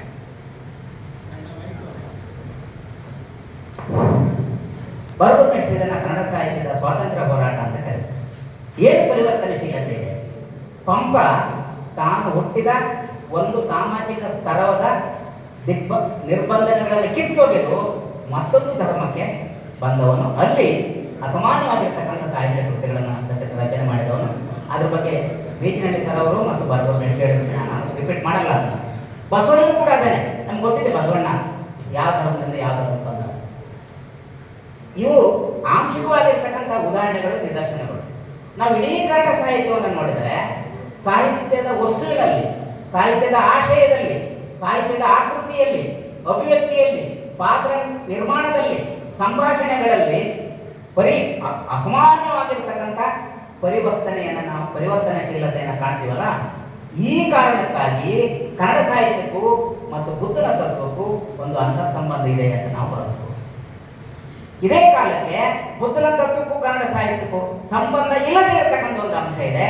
ಅದೇನಂತಂದ್ರೆ, ಮೊಟ್ಟ ಮೊದಲ ಬಾರಿಗೆ ಬುದ್ಧ ಹೇಳಿದ್ದು, ಈ ಪ್ರಪಂಚ ದೇವರಿಂದ ಸೃಷ್ಟಿ ಆಗಿಲ್ಲ, ದೇವರು ಈ ಪ್ರಪಂಚವನ್ನು ಸೃಷ್ಟಿ ಮಾಡಿಲ್ಲ, ಮತ್ತು ದೇವರಿಂದ ಈ ಪ್ರಪಂಚ ಸರ್ವನಾಶ ಆಗುವುದಿಲ್ಲ. ಇಡೀ ಪ್ರಪಂಚದಲ್ಲಿ ಒಂದು ಧರ್ಮ ದೇವರ ಬಗ್ಗೆ ಯಾವುದನ್ನು ಪ್ರಸ್ತಾಪ ಮಾಡದೇ ಇರತಕ್ಕಂಥ ಧರ್ಮ ಇದ್ರೆ ಅದು ಬುದ್ಧಿಸಂ. ಆದರೆ ಕನ್ನಡ ಸಾಹಿತ್ಯದಲ್ಲಿ ದೈವದ ನಂಬಿಕೆಗಳು ಯಥೇಚ್ಛ ಪ್ರಮಾಣದಲ್ಲಿ ಇರೋದ್ರಿಂದ ಈ ನೆಲೆಯಲ್ಲಿ ಬುದ್ಧನ ತತ್ವಕ್ಕೂ ಕನ್ನಡ ಸಾಹಿತ್ಯಕ್ಕೂ ನೇರ ಸಂಬಂಧ ಇಲ್ಲ. ಇಡೀ ಪ್ರಪಂಚದಲ್ಲಿ ಬುದ್ಧ ತತ್ವ ಮಾತ್ರವೇ ಸಂಘದ ಪರಿಕಲ್ಪನೆಯನ್ನ ಕೊಟ್ಟಿತು. ಈ ಸಂಘದ ಪರಿಕಲ್ಪನೆ ಏನಿದೆಯಲ್ಲ, ಇದು ವಚನ ಸಾಹಿತ್ಯದ ಮೇಲೆ ಪ್ರತ್ಯಕ್ಷವಾದ ಪರೋಕ್ಷವಾದ ಪರಿಣಾಮವನ್ನು ಬೀರಿದೆ. ವಚನಗಳಲ್ಲಿ ತೆಗೆದು ನೋಡಿದ್ರೆ ಸಂಘ ಸಂಘ ಸಂಘ ಮೇಲಿಂದ ಮೇಲೆ ಬರ್ತದೆ. ಮತ್ತು ಅನುಭವ ಮಂಟಪ ನಮಗೆ ಗೊತ್ತೇ ಇದೆ. ಎಲ್ಲರೂ ಸೇರಿ ಜಾತಿ ಧರ್ಮ ವೃತ್ತಿ ಎಲ್ಲದೂ ಮಾಡ್ಕೊಂಡು ಕಡೆ ಸೇರಿದ್ರಲ್ಲ ಸಂಘದ ಕಲ್ಪನೆ. 70-80ರ ದಶಕದ ಎಲ್ಲ ಪ್ರಗತಿಪರ ಹೋರಾಟಗಳು ಸಂಘದ ಕಲ್ಪನೆ. ಬಂಡಾಯ ಸಾಹಿತ್ಯ ಸಂಘಟನೆ ಸಂಘದ ಕಲ್ಪನೆ. ಈ ದೃಷ್ಟಿಯಲ್ಲಿ ದಲಿತ ಸಾಹಿತ್ಯಕ್ಕೂ ಮತ್ತು ಬುದ್ಧ ತತ್ವಕ್ಕೂ ಸಂಬಂಧ ಇದೆ ಅನ್ನೋದನ್ನ ನಾವು ಅರ್ಥ ಮಾಡ್ಕೋಬಹುದು. ಆಸಕ್ತರು ಈ ಅಂಶವನ್ನ, ಈ ಎಳೆಯನ್ನ, ಈ ಪರಿಕಲ್ಪನೆಯನ್ನು ಹಿಡಿದು ನಿಮ್ಮ ಅಧ್ಯಯನ ಮತ್ತು ವಿಶ್ಲೇಷಣೆ ಇದ್ರೆ ಅದನ್ನ ವಿಸ್ತಾರ ಮಾಡ್ಕೋಬಹುದು. ಇನ್ನೊಂದು ಕಾರ್ಲ್ ಮಾರ್ಕ್ಸನ ಲೋಕದೃಷ್ಟಿ, ಕನ್ನಡ ಸಾಹಿತ್ಯ ಮತ್ತು DSS ದಲಿತ ಚಳವಳಿ ಏನು? ಇಡೀ ಕನ್ನಡ ಸಾಹಿತ್ಯವನ್ನು ತೆಗೆದು ನೋಡಿದ್ರೆ ಸಂಘರ್ಷಗಳ ದೀರ್ಘವಾದ ಬೆಳವಣಿಗೆಯನ್ನು ಕಾಣ್ತೀವಿ. ವರ್ಣ ಸಂಘರ್ಷ ಇರ್ಬೋದು, ಜಾತಿ ಸಂಘರ್ಷ ಇರ್ಬೋದು,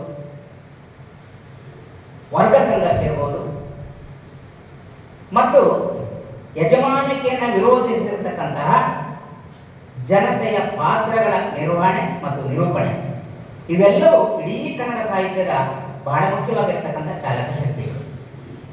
ಅದು ಪಂಪನಿಂದಲೇ ಶುರುವಾಗ್ತದೆ, ಇವತ್ತಿನವರೆಗೂ ಕೂಡ ಬಂದಿದೆ. ಸಂಘರ್ಷ ದಲಿತ ಚಳುವಳಿಯ ಆ ಶೀರ್ಷಿಕೆನೇ ದಲಿತ ಸಂಘರ್ಷ ಸಮಿತಿ. ಎಲ್ಲ ಜಾತಿಯ ಬಡವರು ದಲಿತರು, ಅವರ ವಿರುದ್ಧ ನಾವು ಎಲ್ಲ ಜಾತಿಯ ಬಡವರು ಒಟ್ಟಾಗಿ ಹೋರಾಟವನ್ನು ಮಾಡಬೇಕು. ಕಾರ್ಲ್ ಮಾರ್ಕ್ಸನ ತತ್ವ ಏನು? ಯಾವುದೇ ವ್ಯವಸ್ಥೆಯಲ್ಲಿ ಪರಸ್ಪರ ವಿರುದ್ಧ ಶಕ್ತಿಗಳ ನಡುವೆ ನಿರಂತರವಾದ ಸಂಘರ್ಷ ಇರ್ತದೆ, ಐಕ್ಯತೆ ಇರ್ತದೆ. ಈ ಸಂಘರ್ಷದ ಮೂಲಕ ಹೊಸ ವ್ಯವಸ್ಥೆಯೊಂದು ಹುಟ್ಟುತ್ತದೆ. ಇದು ಕಾರ್ಲ್ ಮಾರ್ಕ್ಸ್. ಕಾರ್ಲ್ ಮಾರ್ಕ್ಸನ ಈ ಲೋಕದೃಷ್ಟಿ ಕನ್ನಡ ಸಾಹಿತ್ಯದಲ್ಲಿ ಅಂಶವಾಗಿ ಬಂದಿದೆ. ಆದರೆ ಕನ್ನಡ ಸಾಹಿತ್ಯ ಬರೆದವರೆಲ್ಲರೂ ಮಾರ್ಕ್ಸನ್ನು ಓದ್ಕೊಂಡು ಬರ್ತಾರೆ ಅಂತ ತರಲೇಬಾರದು. ಇನ್ ದಿ ಸೇಮ್ ಟೈಮ್ ದಲಿತ ಸಂಘರ್ಷ ಸಮಿತಿ ನಡೆಸಿರ್ತಕ್ಕಂಥ ಅಷ್ಟೂ ಹೋರಾಟಗಳಲ್ಲಿ ಕಾರ್ಲ್ ಮಾರ್ಕ್ಸನ ಪ್ರಭಾವ ಪ್ರತ್ಯಕ್ಷವಾಗಿ ಮತ್ತು ಪರೋಕ್ಷವಾಗಿ ನಡೆದಿದೆ. ಅದಕ್ಕೆ ಈ DSS ನಡೆಸಿರ್ತಕ್ಕಂಥ ಕರ್ನಾಟಕ ದಲಿತ ಸಂಘರ್ಷ ಸಮಿತಿ ನಡೆಸಿರ್ತಕ್ಕಂಥ ನಾಡಿನಾದ್ಯಂತ ರಾಜ್ಯದಾದ್ಯಂತ ನಡೆಸಿರ್ತಕ್ಕಂಥ ದೊಡ್ಡ ಪ್ರಮಾಣದ ಭೂ ಹೋರಾಟಗಳೇ ಬಹಳ ದೊಡ್ಡ ಉದಾಹರಣೆ. ಅದ್ರ ಬಗೆಗೆ ನಮಗಿರ್ತಕ್ಕಂಥ ಮಾಹಿತಿಗಳು ಕಡಿಮೆ. ಬಟ್ ನನಗಿರ್ತಕ್ಕಂಥ ಮಾಹಿತಿಯನ್ನು ಹೇಳಲಿಕ್ಕೆ ನಾನು ಸಮಯಾವಕಾಶದ ಕೊರತೆ ಇರೋದ್ರಿಂದ ಆ ಎಲ್ಲ ವಿವರಗಳಿಗೆ ನಾನು ಹೋಗೋದಿಲ್ಲ. ಆದರೆ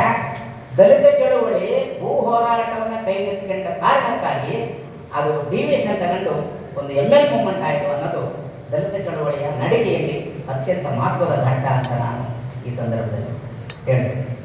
ಸೊ ಈ ನಿಟ್ಟಿನಲ್ಲಿ ದಲಿತ ಚಳವಳಿಗೂ ಕನ್ನಡ ಸಾಹಿತ್ಯಕ್ಕೂ ಮತ್ತು ಕಾರ್ಲ್ ಮಾರ್ಕ್ಸನ ಲೋಕದೃಷ್ಟಿಗೂ ನೇರ ಸಂಬಂಧ ಇದೆ. ಒಂದು ಸಣ್ಣ ಪ್ರಸಂಗ ನಿಮ್ಮ ಎದುರಿಗೆ ತರ್ತೀನಿ. ಅದೇನು ಅಂತಂದರೆ 1979 ಇಸ್ವಿ ಮುಗಿತಾ ಅವಕಾಶ ಇಲ್ಲ, ಇದ್ರ ಜೊತೆಗೆ ಅಧ್ಯಯನ ಶಿಬಿರಗಳ ಮಹತ್ವವನ್ನು ಹೇಳ್ತೀನಿ. ಒಂದು ಪ್ರಸಂಗ ಹೇಳ್ತೀನಿ. 1979 ಇಸ್ವಿ ಆಗಸ್ಟ್ 6ನೇ ತಾರೀಕು ನಮ್ಮಂಥವರಿಗೆ ಅಂದರೆ ದಲಿತ ಚಳಿ ಒಳಗಡೆ ಇತ್ತು. ಯಾರು ಭೂಮಾಲೀಕರಿಂದ ಹೊಡೆತ ತಿಂದಿದ್ದಾರೋ, ಯಾರು ಪೊಲೀಸರಿಂದ ಅವಮಾನವಾಗಿ ಬಯಸ್ಕೊಂಡಿದ್ದಾರೋ, ಹೊಡೆತ ತಿಂದಿದ್ದಾರೋ, ಕೇಸ್ ಹಾಕ್ಸ್ಕೊಂಡಿದ್ದಾರಲ್ಲ, ಅವರಿಗೆ ಪ್ರತಿ ವರ್ಷದ ಆಗಸ್ಟ್ 6ನೇ ತಾರೀಕು ಮೈ ಜುಮ್ ಅಂತ. ಪ್ರತಿ ವರ್ಷದ ಆಗಸ್ಟ್ 6ನೇ ತಾರೀಕು. ಯಾಕಂದರೆ ಆಗಸ್ಟ್ 6ನೇ ತಾರೀಕು 79 ಇಸ್ವಿ ಕೋಲಾರ ಜಿಲ್ಲೆ ಮಾಲೂರು ತಾಲೂಕು ಟೀಕಲ್ಲು ಹೋಬಳಿಯ ಹುಣಸೆಕೋಟೆಯ ನಮ್ಮ ಅಕ್ಕ ನಮ್ಮವ್ವ ಅನಸೂಯ ಮಾಳೆ ಮೇಲೆ ಆ ಊರಿನ ಕೃಷ್ಣೇಗೌಡ ಮತ್ತು ಆತನ ಸಂಗಡಿಗರು ನಡೆಸಿದ ಅತ್ಯಾಚಾರ. ಇದು ಬೆಳಕಿಗೆ ಬರಬೇಕಾದ್ರೆ ಎಷ್ಟೋ ದಿನಗಳಾಗಿ ಈ ಪ್ರಕರಣವನ್ನು ವಿರೋಧಿಸಿ 1979 ಇಸ್ವಿ ನವೆಂಬರ್ 29ನೇ ತಾರೀಕು ವಿಧಾನಸೌಧಕ್ಕೆ ಮುತ್ತಿಗೆ. ಅದಕ್ಕೆ ನಾಡಿನಾದ್ಯಂತ ಎಲ್ಲ ಜಿಲ್ಲಾ ಸಮಿತಿಯಿಂದ ದಲಿತ ಚಳವಳಿಯ ನಾಯಕರು, ಕಾರ್ಯಕರ್ತರು ಬಹಳ ದೊಡ್ಡ ಪ್ರಮಾಣದಲ್ಲಿ ಬಂದಿದ್ದರು. 1979 ನವೆಂಬರ್ 29ನೇ ತಾರೀಕು ಬೆಂಗಳೂರಲ್ಲಿ. ಆ ಕಾರ್ಯಕ್ರಮದಲ್ಲಿ ಕೋಟನಹಳ್ಳಿ ರಾಮಯ್ಯವರು ಪ್ರಾಸ್ತಾವಿಕವಾಗಿ ಮಾತಾಡಿದರು. ಆ ಇಡೀ ಕಾರ್ಯಕ್ರಮದ ಬಹಿರಂಗ ಸಭೆಯಲ್ಲಿ ಮಾತಾಡಿದಂಥವರು ಯಾರು ಅಂತ ಕೇಳಿದ್ರೆ ನಮ್ಮ ಪ್ರೀತಿಯ ಬರಗೂರು ಮೇಷ್ಟ್ರು ಮತ್ತು ಕಾಳೇಗೌಡ ನಾಗವಾರ ಸರ್ ಅವರು. ಬರಗೂರು ಮೇಷ್ಟ್ರು ಇಲ್ಲ ಅಂತ ಕಾಣ್ತದೆ, ಅವರಿಗೆ ನೆನಪು ನಮಗಿಂತಲೂ ಚೆನ್ನಾಗಿರ್ತದೆ ಅಂತ ಭಾವಿಸ್ತೀನಿ. ಈ ಪ್ರಸಂಗವನ್ನು ಯಾಕೆ ಹೇಳ್ತಿದ್ದೇನೆ ಅಂತಂದರೆ, ಅನಸೂಯಮ್ಮ ಸವರ್ಣೀಯ, ಅನ್ಟಚಬಲ್ ಅಲ್ಲ.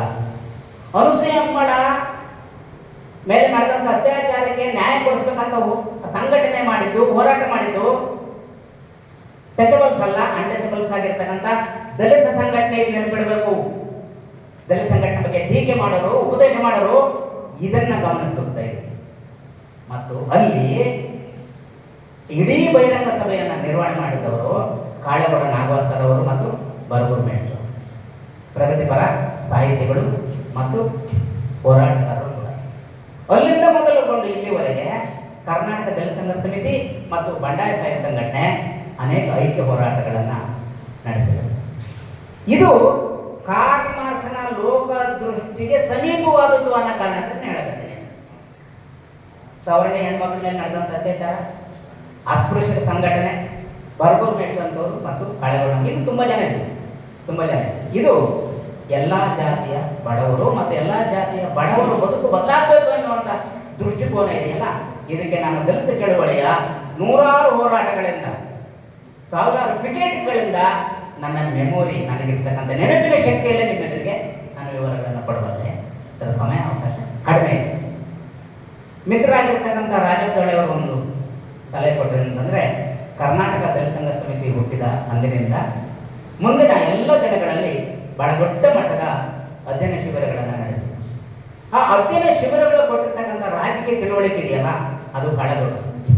ಅದರಲ್ಲಿ ಚರ್ಚೆ ಆಗ್ತಿದ್ದಂಥ ವಿಷಯಗಳು ಇಂಡಿಯನ್ ಹಿಸ್ಟ್ರಿ, ಹಿಂದೂ ಧರ್ಮ, ದೇವರು, ಭೂಮಾಲೀಕತ್ವ, ರಾಜಕೀಯ ಪ್ರಭುತ್ವ, ಅಂಬೇಡ್ಕರ್ ವಿಚಾರಧಾರೆ ಮತ್ತು ಕಾರ್ಲ್ ಮಾರ್ಕ್ಸ್, ಇವು ಕಂಪಲ್ಸರಿ ಬೇಕು. ಈ ಅಧ್ಯಯನ ಶಿಬಿರದ ಒಂದು ಫಲಶ್ರುತಿಯನ್ನು ಮಾತ್ರ ನಿಮ್ಮ ಎದುರಿಗೆ ಶೇರ್ ಮಾಡ್ತೇನೆ. ಇದು ಬಹುಶಃ ಕರ್ನಾಟಕದ ಅನೇಕರಿಗೆ ಗೊತ್ತಿಲ್ಲ ಮತ್ತು ಆ ಶಿಬಿರದಲ್ಲಿ ಸ್ವತಃ ಪಾಲ್ಗೊಂಡವರಿಗೆ ಕೂಡ ಗೊತ್ತಿಲ್ಲ ಈ ಮಾಹಿತಿ. ನಾನು ಮುಂದೆ ಶೇರ್ ಮಾಡಿದೆ. ಅದೇನಂತಂದರೆ 1982-83 ಇಸವಿಯಲ್ಲಿ ಚಿಕ್ಕಮಗಳೂರು ಜಿಲ್ಲಾ ಕೇಂದ್ರದಿಂದ ಒಂದು 15-20 ಕಿಲೋಮೀಟರ್ ದೂರದಲ್ಲಿ ಇರ್ತಕ್ಕಂಥ ಕೂದುವಳ್ಳಿ ಅಂತ ಒಂದು ಹಳ್ಳಿ. ಆ ಕೂದುವಳ್ಳಿಯಲ್ಲಿ ಒಂದು ರಾಜ್ಯ ಮಟ್ಟದ ಅಧ್ಯಯನ ಶಿಬಿರ ನಡೆಯಿತು. ಇದರ ಬಗೆಗೆ ಸೂಕ್ಷ್ಮ ವಿವರವನ್ನು ಸಿದ್ಲಿಂಗಯ್ಯವರು ಅವರ ಆತ್ಮಚರಿತ್ರೆ ಒಂದು ಕಡೆ ಬರ್ಕೊಂಡಿದ್ದಾರೆ. ಆದೂರಲ್ಲಿ ಉಳಿದಾಗ ಏನಾಗಿತ್ತು ಅಂತ.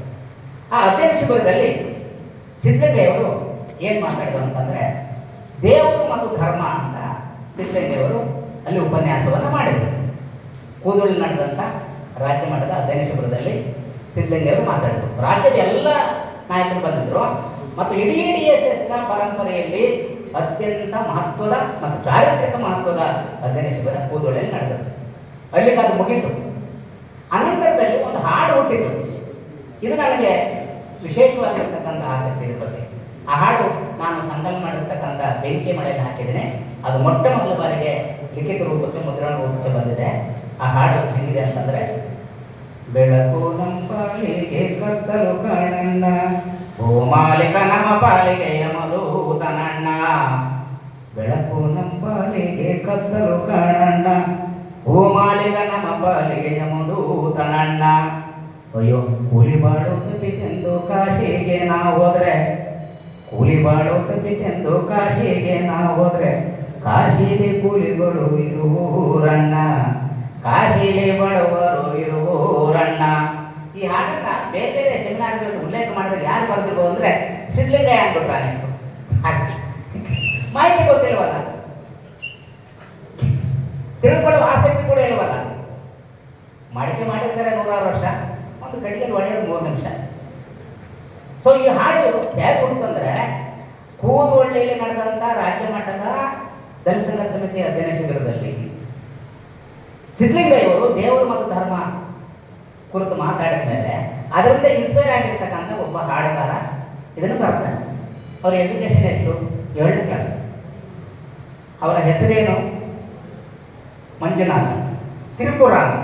ಒಳ್ಳೆ ಊರಿನ ಹೆಸರು ಬಹಳ ಅದ್ಭುತವಾಗಿದೆ. ಇಂಡಿಕೇಟ್ ಮಾಡಾಗಿದೆ. ತ್ರಿಪುರ ಮೂಡಿಗೆ ಸಣ್ಣಹಳ್ಳಿ, 7ನೇ ಕ್ಲಾಸ್ ಓದಿದ್ದು. ಅವನು ಮೂರು ಹಾಡು ಬರೆದಿದ್ದ. ಆ 3 ಹಾಡು ಬರೆದಿದ್ರಲ್ಲಿ ನನಗೆ 3 ಹಾಡಿನ ಚರಣಗಳು ಬರ್ತವೆ, ಆದರೆ ಈ ಹಾಡಿನ ಟೆಕ್ಸ್ಟ್ ಪೂರ್ತಿ ಬರ್ತದೆ. ನಾನು ಮುಗೀತು ಅವಧಿ, 5 ನಿಮಿಷ ಮುಗಿಸೋದಕ್ಕೂ ಇತ್ತು. ಬ್ರೇಕ್ ಹಾಕಿದ್ಮೇಲೆ ಗಾಡಿನಲ್ಲಿ ಅಲ್ಲಿವರೆಗೆ ಹೋಗ್ಬೇಕಲ್ಲ, ಈ ಬ್ರೇಕ್ ಅಲ್ಲಿ ಹೋಗ್ಬೇಕು, ಅಲ್ಲಿ ಬ್ರೇಕ್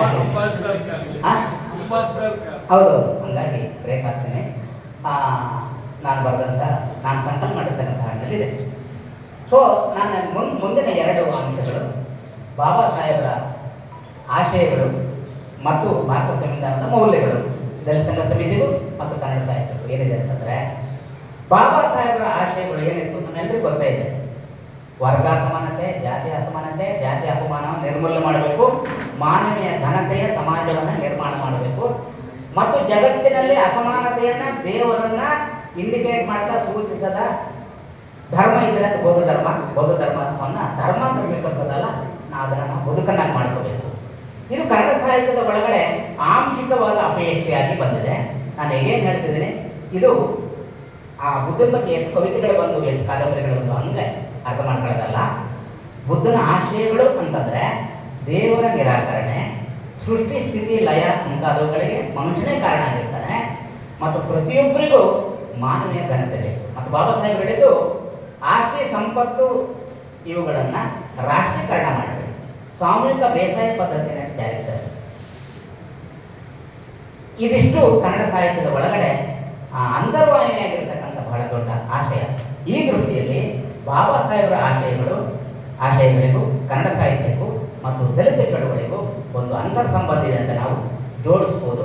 ನಿರ್ದಿಷ್ಟವಾಗಿ ಇದ್ರ ಬಗ್ಗೆ ಅಧ್ಯಯನ ಮಾಡುವಂಥ ಯಾರಾದರೂ ವಿದ್ಯಾರ್ಥಿಗಳು, ಸಂಶೋಧಕರಿದ್ದರೆ ಅವರು ಅದನ್ನು ಮುಂದುವರಿಸ್ಬೋದು. ನನ್ನ ಕೊನೆಯ ಅಂಶ ಭಾರತದ ಸಂವಿಧಾನ ಮತ್ತು ಕನ್ನಡ ಸಾಹಿತ್ಯ ಹಾಗೂ ದಲಿತ ಚಳವಳಿ. ನಾನು ಆರಂಭದಲ್ಲಿ ಭಾಳ ಮುಖ್ಯವಾಗಿರ್ತಕ್ಕಂಥ ಒಂದು ಮಾತನ್ನು ಹೇಳಿದೆ. ಅಧಿಕಾರ ಹಸ್ತಾಂತರ ಆಯಿತು, ಸಂವಿಧಾನ ಜಾರಿಗೆ ಬಂತು.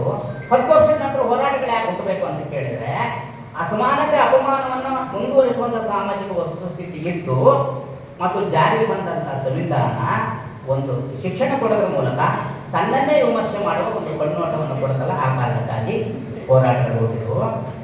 ಮತ್ತು ಇಂಡಿಯನ್ ಕಾನ್ಸ್ಟಿಟ್ಯೂಷನ್ನಲ್ಲಿ ಪ್ರಸ್ತಾವನೆಯ ಭಾಗ ಎಷ್ಟು ಮುಖ್ಯವೋ ಅಷ್ಟೇ ಮುಖ್ಯವಾದ ಭಾಗ ರಾಜ್ಯ ನೀತಿಯ ನಿರ್ದೇಶಕ ತತ್ವಗಳು. ಆ ರಾಜ್ಯ ನೀತಿಯ ನಿರ್ದೇಶಕ ತತ್ವಗಳನ್ನು ಓದಿದರೆ ನಮಗೆ ಮೈ ಜುಮ್ ಅಂತದೆ. ಅದರಲ್ಲಿ 50% ನಮ್ಮ ಆಳುವ ಪ್ರಭುತ್ವಗಳು ಜಾರಿ ತಂದಿದ್ರೆ ನೀವು ದೇಶ ಇಷ್ಟು ಮಟ್ಟಿಗೆ ಕೊಲ್ಗಟ್ಟು ಹೋಗ್ತಿರಲಿಲ್ಲ. ಇಷ್ಟು ಮಟ್ಟಿಗೆ ಅರಣ್ಯವನ್ನು ರಕ್ಷಣೆ ಮಾಡಿರಿ, ಪಶು ಪಕ್ಷಿಗಳನ್ನು ರಕ್ಷಣೆ ಮಾಡಿರಿ, ಸಂವಿಧಾನದಲ್ಲಿ ಬರ್ತದ. ಇವತ್ತು ನಮ್ಮೆಲ್ಲರಿಗೂ ಗೊತ್ತಿದೆ, ರೆವಿನ್ಯೂ ಭೂಮಿ ನಮ್ಮದೇ ಪಟ್ಟ ಎಲ್ಲ ಇರ್ತದೆ. ಆದರೆ ನಮ್ಮ ಭೂಮಿ ಒಳಗಡೆ ಇರ್ತಕ್ಕಂಥ, ನಮ್ಮ ಜಮೀನು ಒಳಗಡೆ ಇರ್ತಕ್ಕಂಥ ಮರವನ್ನು ಕಡಿಬೇಕಾದ್ರೆ ಸಂಬಂಧಪಟ್ಟ ಇಲಾಖೆ ಪರ್ಮಿಷನ್ ತಗೋಬೇಕು. ಹಾಗಿದೆಯಲ್ವಾ? ಅದಕ್ಕೆ ರಾಜ್ಯ ನೀತಿ ನಿರ್ದೇಶಕ ತತ್ವಗಳಲ್ಲಿದೆ. ಗಣಿಗಳ ಮೇಲೆ ಆಗಿರ್ತಕ್ಕಂಥ ಪ್ರಕರಣ ರಾಜ್ಯ ನೀತಿ ನಿರ್ದೇಶಕ ತತ್ವಗಳಲ್ಲಿದೆ. ಯಾರೊಬ್ಬರು ಸಿನಿಮಾ ನಟ ಕೃಷ್ಣಮೂರು ಮೃಗವನ್ನು ಕೊಂದಿದ್ರು, ಎಷ್ಟೋ ವರ್ಷಗಳ ನಂತರ ಅವರು ಜೈಲಿಗೆ ಹೋದ್ರು, ರಾಜ್ಯ ನೀತಿ ನಿರ್ದೇಶಕ ತತ್ವಗಳಲ್ಲಿದೆ. ಇದೆಲ್ಲ ಸತ್ಯವಾಗಿ ಜರುಗಿದ್ರೆ ರಾಜ್ಯ ನೀತಿ ನಿರ್ದೇಶಕ ತತ್ವಗಳಲ್ಲಿ 50% ಅನುಷ್ಠಾನಕ್ಕೆ ತಂದಿದ್ರು ಏನಾಗೋದು? ದೇಶ ಇಷ್ಟು ಮಟ್ಟಿಗೆ ಹದಗೆಟ್ಟು ಹೋಗ್ತಾ ಇರಲಿಲ್ಲ. ಅಷ್ಟು ಶಕ್ತಿಶಾಲಿಯಾದ ಸಂವಿಧಾನವನ್ನು ಬಾಬಾ ಸಾಹೇಬರು ಕೊಟ್ಟಿದ್ದಾರೆ. ಆ ಸಂವಿಧಾನದ ಆಶಯಗಳು, ಸಂವಿಧಾನದ ಮೌಲ್ಯಗಳು ಪ್ರಗತಿಪರ ಚಿಂತಕರು ಆರೋಗ್ಯಕರವಾದ ಸಮಾಜ ಬೇಕೆನ್ನುವಂತ ಆರೋಗ್ಯದ ಮನಸ್ಸುಳ್ಳವರು ಬರೆದ ಸಾಹಿತ್ಯದಲ್ಲಿ ಇದೆ. ಅನಾರೋಗ್ಯ ಇದ್ದವರು ಬರೆದ್ರೆ ನಾವೇನು ಮಾಡ್ತಾರೆ? ನಮ್ಮ ವ್ಯಾಪ್ತಿ ಬರೋದಿಲ್ಲ, ಅದು ವ್ಯಾಪ್ತಿ ಪ್ರದೇಶದ ಹೊರಗೆ ಇದೆ. ಆದರೂ ಕೂಡ ನನಗಿರ್ತಕ್ಕಂಥ ಒಂದು ಷರತ್ತು, ನನಗಿರ್ತಕ್ಕಂಥ ಒಂದು ಮಹಾನ್ ವಿಷಾದವನ್ನು ಕೊನೆಯಲ್ಲಿ ಹೇಳಲೇಬೇಕು. ಅದೇನಂತಂದರೆ, ನಾನು ಇಡೀ ಕನ್ನಡ ಸಾಹಿತ್ಯವನ್ನು ಏಕಮುಖವಾಗಿ ಸಮರ್ಥನೆ ಮಾಡ್ತಿಲ್ಲ, ಗ್ಲೋರಿಫೈ ಮಾಡ್ತಿಲ್ಲ. ಇತ್ತೀಚಿನ ದಿನಗಳಲ್ಲಿ ಅತಿ ಹೆಚ್ಚು ಎದ್ದು ಕಾಣುತ್ತೆ ಸೋಷಿಯಲ್ ಮೀಡಿಯಾದಲ್ಲಿ ಪ್ರಚಾರ, ಪ್ರಶಸ್ತಿ, ಬಿರುದು, ಬಹುಮಾನ ಇವೆ. ನನ್ನ ಪುಸ್ತಕ ಇಷ್ಟು ಬಹುಮಾನ ಬಂತು, ನನ್ನ ಪುಸ್ತಕದಿಂದ ಬಹುಮಾನ ಬಂತು. ಒಬ್ಬರೇ ಒಬ್ಬರು ನನ್ನ ಪುಸ್ತಕನ ಓದಿ ಒಬ್ಬರು ತಮ್ಮ ಆಲೋಚನೆ ಬದಲಾಯಿಸ್ಕೊಂಡಿದ್ದಾರೆ ಅಂತ ಹಾಕಿರ್ತಕ್ಕಂಥ ಒಂದೇ ಒಂದು ಪೋಸ್ಟ್ ಇಲ್ಲ. ನಾನು ಒಂದು ಲೇಖನವನ್ನು ಓದಿ ಇವರು ಗ್ರಹಿಕೆ ಬದಲಾಯಿತು ಅಂತ ಒಂದೇ ಒಂದು ಪೋಸ್ಟ್ ಇಲ್ಲ. ನಮ್ಮ ನವೀನ್ ಕುಮಾರ್ ಇತ್ತೀಚೆಗೆ ನನ್ನ ಪರಿಚಯ ಆಗಿದ್ದು ಪಿ ಎಚ್ ಡಿ ಮಾಡ್ತಾನೆ. ಅಂದ್ರೆ ಮಾಡಬಾರ್ದಂತಲ್ಲ, ಪಿ ಎಚ್ ಡಿ ಮಾಡ್ತಾನೆ ಅಂತ ನಾನು ತಿಳ್ಕೊಬಾರ್ದೆ. ಆದರೆ ಕೆಲವು ವರ್ಷಗಳ ಹಿಂದೆ ಕೊಪ್ಪಳಿಯಲ್ಲಿ ನಾವೊಂದು ಕಾರ್ಯಾಗಾರ ಮಾಡಿದಾಗ ರಾಜಪ್ಪಾಳೆ ಅವರೆಲ್ಲ ಕರೆದಿದ್ದೆ, ನಮ್ಮ ಬಗ್ನಾಡು ಕೂಡ ಬಂದಿದ್ರು. ಆಗ ನವೀನ್ ಅಲ್ಲಿ ಬಂದಿದ್ದಾನೆ. ಕುವೆಂಪು ವಿಚಾರ ಸಾಹಿತ್ಯದ ಮೇಲೆ ಒಂದು ಕಾರ್ಯಾಗಾರ ಮಾಡಿದ್ದೆ. ಸರ್ ಅಲ್ಲಿಂದ ಇನ್ಸ್ಪೈರ್ ಆಗಿ ನಾನು ಅದೇನೋ ಎಮ್ಮೆಗೆ ಒಂದು ಡೆಸರ್ಟೇಷನ್ ಬರೀತಲ್ಲ, ಅದನ್ನ ತಗೊಂಡ್ಬಾರ್ದೆ ಅಂತಂದ. ಅದು ನನ್ನ ವೈಯಕ್ತಿಕ ಕಾಂಟ್ರಿಬ್ಯೂಷನ್ ಅಂತ ನಾನು ಕ್ಲೇಮ್ ಮಾಡ್ತಲ್ಲ, ಕೈಂಡ್ ಇನ್ಫಾರ್ಮೇಷನ್. ಅದು ಇನ್ಸ್ಟಿಟ್ಯೂಷನ್ ಮಾಡಿರ್ತಕ್ಕಂಥದ್ದು, ಅದರಲ್ಲಿ ಕಲೆಕ್ಟಿವ್ ಎಫರ್ಟ್ ಇದೆ. ಅದು ಬಿಟ್ಬಿಟ್ಟು ನನಗೊಂದು ಪ್ರಶಸ್ತಿ ಬಂತಪ್ಪ ನವೀನ್ ಅಂತ ಹೇಳಿ ಅವ್ನಿಗೆ ಏನು ಲಾಭ ಆಗ್ತಿತ್ತು? ಏನು. ಹಾಗಾಗಿ ಇಡೀ ಕನ್ನಡ ಸಾಹಿತ್ಯದಲ್ಲಿ ಇತ್ತೀಚೆಗೆ ಬಹಳ ದೊಡ್ಡ ರೋಗ ಪಡೆದಿದೆ, ಬಹಳ ದೊಡ್ಡ ಶಾಪ ತಗಲಿದೆ. ಅದು ಪ್ರಚಾರ, ಪ್ರಶಸ್ತಿ, ಬಹುಮಾನ. ಪ್ರಚಾರ, ಪ್ರಶಸ್ತಿ, ಬಹುಮಾನ 3 ವರ್ಷ ನಿಲ್ಲಿಸ್ಬಿಟ್ರೆ ಆವಾಗ ಸಾಹಿತ್ಯ ಅಂದ್ರೆ ಏನು ಅಂತ ನಿಜ ಗೊತ್ತಾಗುತ್ತೆ. ಅಂಥದಕ್ಕೆ ನಾವು ಆಶಿಸೋಣ. ಮತ್ತೆ ಸಾಹಿತ್ಯವು ಚಳುವಳಿಯು ಸಾಹಿತ್ಯವನ್ನು ಪ್ರಭಾವಿಸುತ್ತಾ ಮುನ್ನಡೆಯಲ್ಲಿ ಅಪಮಾನ ಮತ್ತು ಅಸಮಾನತೆಯ ಸಮಾಜ ನಿರ್ಮೂಲನೆ ಆಗಿ ಸಮಾನತೆ ಸಮಾಜ ಮತ್ತು ಘನತೆ ಸಮಾಜ ಕಟ್ಟೋಣ ನಾವೆಲ್ಲರೂ ಅಂತ ಆಶಿಸಿ ನಾನು ಮಾತನ್ನು ಮುಗಿಸ್ತೇನೆ. ನಮಸ್ಕಾರ.